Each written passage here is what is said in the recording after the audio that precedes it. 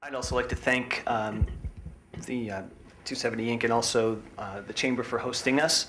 A couple things as kind of a veteran of many of these fights over the years that I'd like to just throw out there to kind of frame this debate and really talk about where we are in transportation is a couple things, starting with the growth projections that we've been talking about. I think when 2030 says 94% growth over 20 years, that's about 5% annual growth per year. That may be true in some of the faster growing parts of this region. That's certainly not going to be the case here in Montgomery County. We've been at a little bit less than 1% annual growth here for quite some time, and even over the last 20 to 30 years, the average growth rate here in this county is about 1.5%, nothing approaching 5. But it underscores a very important point about our transportation needs here in this county, is if you stopped growth in Montgomery County tomorrow, we would still have steadily worsening travel conditions because we're part of a region that is growing, whether we choose to participate in the economic benefits that go along with growth or not. And that's an important part of the reality, is we're part of a region of 5.5 million people. And we better start acting like it when it comes to transportation policy, because that has not always been the case. Montgomery's growth rate is slow and will remain slow for a couple of basic reasons. One is that we're a mature, mostly built-out county where most of our developable land is already developed. That's not going to change. And we have a well-earned reputation as being one of the most tightly regulated real estate markets in the country. So our growth is not going to approach 5% a year, but we still need to be working on the fact that this is a region. And when you talk about key projects like the Corridor Cities Transitway, the Purple Line, the improvements to 270, the Intercounty Connector opening up, all of these have major regional functions in connecting the dots so that the local networks function better. The second point I would say is the needs, the unmet needs out there have been quantified for years, and to make this transportation system work needs about $1 billion a year more than what we've been spending historically over the last decade. That's a huge unmet need, and it's been documented by the Hillman Commission and lots of other commissions over the years. But that's what it takes to get the transportation network that we need and to account for about 30 years of underinvestment that's gone on before.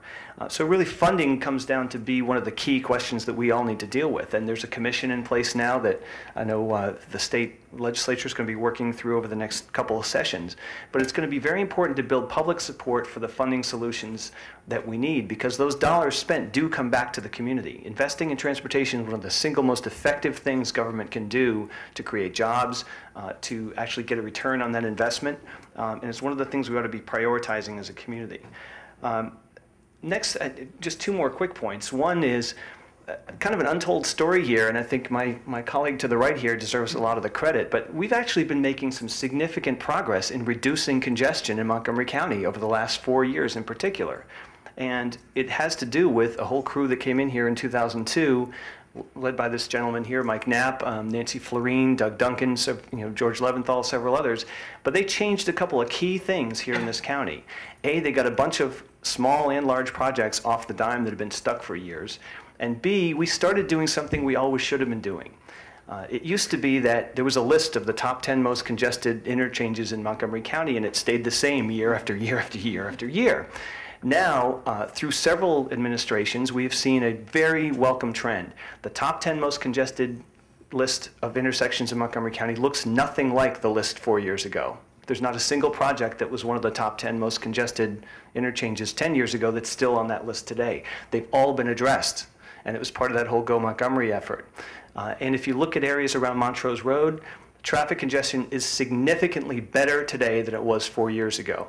If you look at many areas of this county where interchanges have been improved with turn lanes up and down the Route 29 corridor, traffic delays have been cut significantly because we invested in infrastructure. And that's kind of the final lesson here. We got to get past some of the mythology that's been spun out there by groups that oppose transportation improvement. The bottom line is capacity matters. And we need a mix of road and transit capacity, as Lisa indicated. But the good news is when we have invested in major projects that are designed to meet the actual needs out there, they work, and you see improved performance and a lot less time and fuel wasted stuck in traffic. So my big message here today will be let's keep it going forward. We know what needs to be done. As Mike said, there's no need to come up with any new grandiose plans. The plans are already there. What we do need is political will to implement those plans and get it done. Thank you. First of all, again, the floor is open. Please raise your hand, stand up. We'll take your card. We do want you to ask questions. I have a million questions, so I'm good, but I really want you guys to participate in the conversation. So just, it's an open conversation. We're not stuffy and Frederick like you guys are down here. But in all seriousness, I do want you to stand up and please just talk and be open with this group of people. They're very willing to be here, and I love that about them.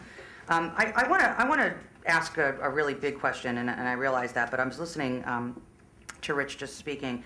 A comprehensive system is what kept coming to my head as all you guys were speaking. It's like a jigsaw puzzle, and you know, when you talk about just Montgomery County, that doesn't even fly in my word. No. Because I live up in Frederick, and I'll tell you what, you can fix Montgomery County all you want, but it doesn't stop just because there's a line in the road that says this is Frederick County. And Frederick County is also really struggling with their dealings with traffic, not only in Frederick County, but then of course coming down the corridor. So I have to ask, how do we, and I don't know which one of you wants to jump on this, but how do we prioritize these programs? I mean, there are so many pieces. Just from this one conversation, we heard CCT, expansion of Metro, widening of I-270, White Flint's building. I know Science City is coming. So how do you, I mean, really, I have no idea how you do it. How do you decide? How do you decide, we're going to take this and we're going to do it first? You know, when you start a jigsaw puzzle, you start with the outside, right? You have to make sure you build your frame. I don't imagine it's that simple in transportation, but can one of you speak to how you're going to prioritize these decisions? Well, I can jump in a little bit. Part of that prioritization, it sounds obvious, but it hasn't been true until very recently in this county. You've got to start with where you get the most bang for the buck.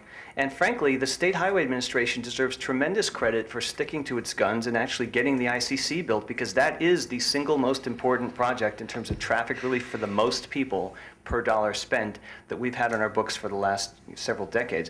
There actually will be more improvement for more people from that one project than almost everything else in our long-range plans combined. So we got to start with really prioritizing dollars spent for actual results in the grounds in terms of traffic relief, improved mobility, reduced pollution, reduced congestion. And when you use that metric, the improvements we have for the 270 corridor, the CCT and the 270 project, clearly is at the very top of that list.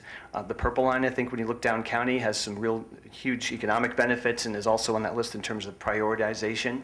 And then you've got a lot of very, as Lisa said, there's some low-hanging fruit out there. Sometimes just adding a turn lane to an intersection has dramatic improvements in terms of reduced delays. And we ought to be looking at metrics like how much congestion relief do you get per dollar spent? And how many people are benefited. In the ICC's case, it's hundreds of thousands of people daily have dramatically lessened commute times. In the case of 270 and the CCT, it's the same thing. It's hundreds of thousands of people that benefit from one project. And those really ought to be the top priority, the ones that do the most.